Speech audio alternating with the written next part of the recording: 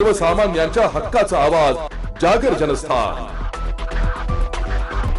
नगरसेवक हे शिंदेच्या शिवसेनेच्या संपर्कात आहे आणि लवकरच त्यांचा शिंदेच्या शिवसेनेत प्रवेश होईल अशा प्रकारची चर्चा सध्या सुरू आहे. त्याबाबत आपला ठाकरेंच्या शिवसेनेचे गटनेते म्हणून नेमका काय खुलासा आहे?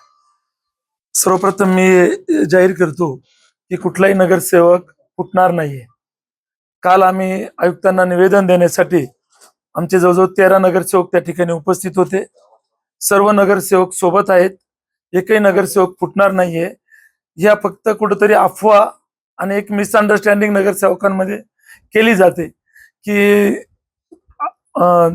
ठाकरे गटाचे 12 नगरसेवक फुटणार, मग लगे आम्ही एकमेकाकडे कुठे संशयाच्या नजरेने बघू, असं हे त्यांचं प्लॅनिंग आहे. कुठलाही नगरसेवक फुटणार नाही आणि शिंदे गटात जाणार नाही. आपण नेमकं कोण पसरवतंय?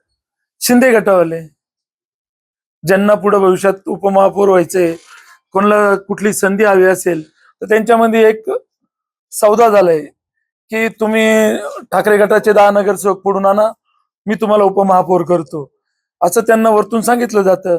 त्याप्रमाणे त्यांनी एजंट नेमलेले आहे आणि तो एजंट आमच्या प्रत्येक नगरसेवकाला भेटायला जातो आणि त्यांना सांगतो नगरसेवकांना की आम्ही तुम्हाला प्रभागाला 5 कोटी निधी देऊ, विकास निधी, आणि तुम्ही शिंदे गटात प्रवेश करा.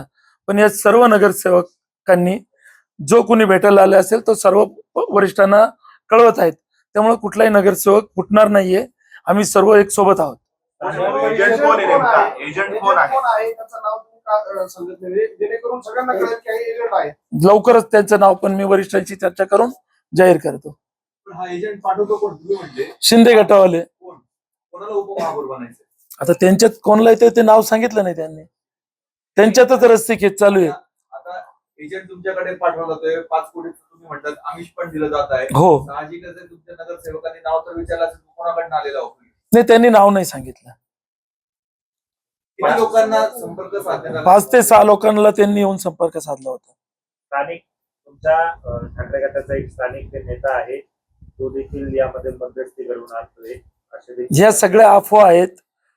एखाद्या नेत्याचं नाव बदनाम करायचं असेल आणि सांगायचं असेल की हा नेता फुटणार आहे म्हणून बाकीच्या नगरसेवकांना कन्व्हिन्स करण्यासाठी सांगितलं जातं. या विधान परिषद नगरसेवक निवडणुकीच्या वेळी उदय सामंत असतील, दादा भुसे असतील,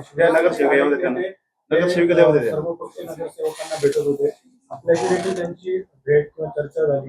त्या अनुषंगाने माझ्याशी कोणाशी चर्चा झालेली नाहीये शिंदे गटाची त्या विधान परिषदेच्या वेळेस.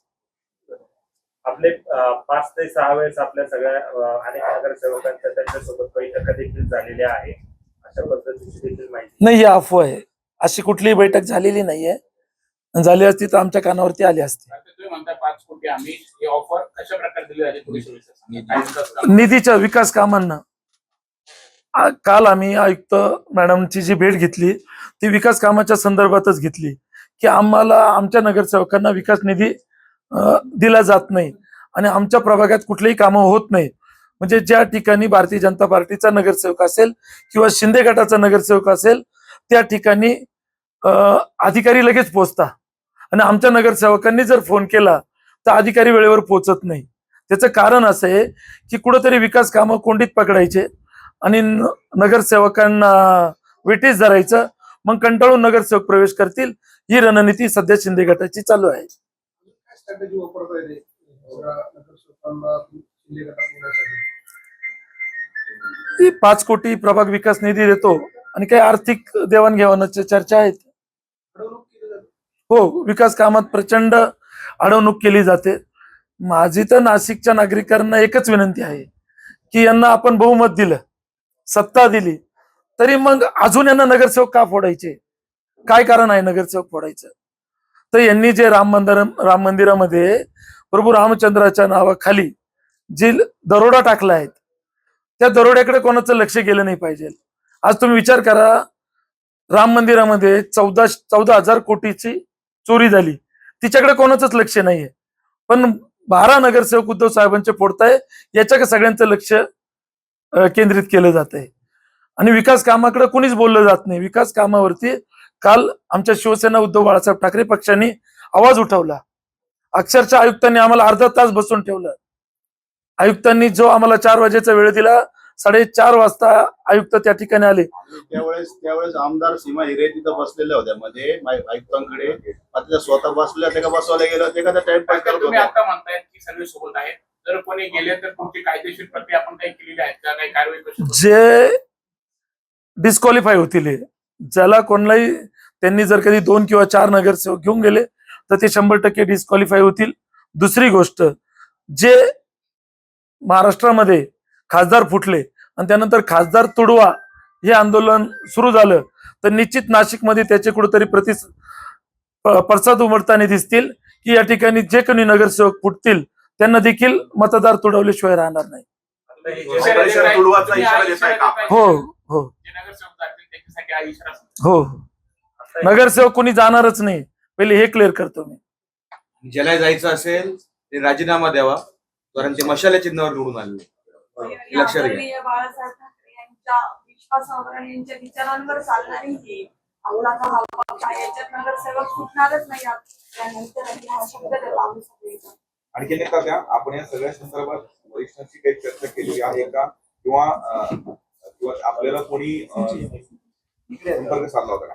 सकाळीच मी हा जो प्रकार सकाळीच कानावरती आला तर मी माननीय खासदार संजय राऊत साहेब यांच्या कानावरती घातला आणि त्यांच्याशी चर्चा केली.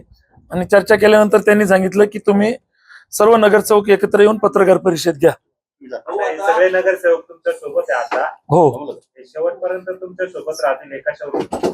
आम्ही नगरसेवक सांगतो ना सर्व. आम्ही सगळेजण तुम्ही प्रत्येक नगरसेवकाला विचारा ना. या ठिकाणी निवडणुका आम्हाला ज्यावेळेस आम्ही लढल्या त्यावेळेस लोकांनी भरभरून मतांनी आम्हाला निवडून दिलंय.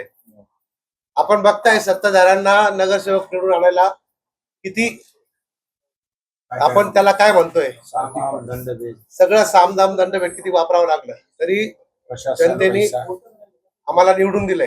त्यामुळे आज सर्व नगरसेवक आम्ही या ठिकाणी एकनिष्ठ मातोश्रीशी आहे राहू. साहेबांची लवकरच भेट. केशव भाऊ, आपण म्हटलं की 5 ते 6 नगरसेवकांशी संपर्क साधला.